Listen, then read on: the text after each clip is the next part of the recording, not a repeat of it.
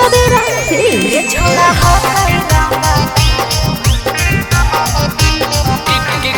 अगे के करा पर घमंड करू ही दूध के करू ही कुल्ला के करा पर घमंड करू ही दूध के करू ही कुल्ला के सुन तारे छोड़ा हाकाई रंगादार मांझी जी बनत दुल्हा रे छोड़ा हाकाई रंगादार मांझी जी बनत दुल्हा रे अगे के करा हथल मचूस खाही के करा हथ रसगुल्ला के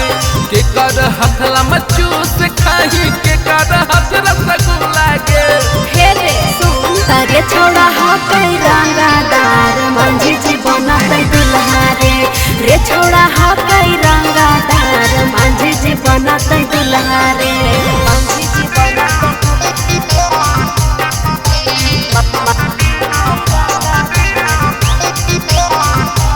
रे छोड़ा हाकाई रंगादार मांझी जी बनत दुल्हा रे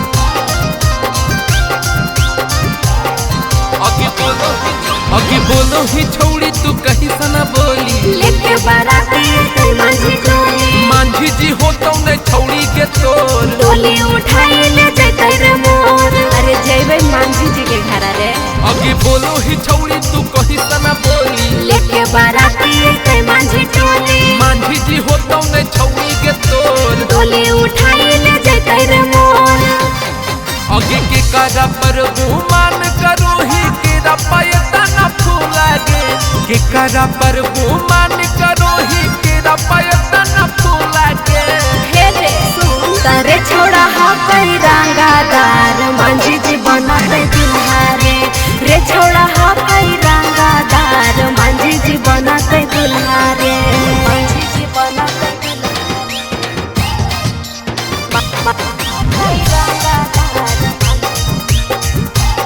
रे छोड़ा हाकाई रंगादार मांझी जी बनत दुल्हा रे अगे के कर विजय होते के करहा अजिता राजा मोर बनतै भातार एने के छौड़ी सो जोतनी सटी देखता मांझी जी उड़े कखनो पाती हे रे बदमाश के जड़ है अगे के कर विजय होते के करहा अजिता राजा मोर बनतै भातार एने के छौड़ी सो जोतनी सटी देखता मांझी जी उड़े कखनो पाती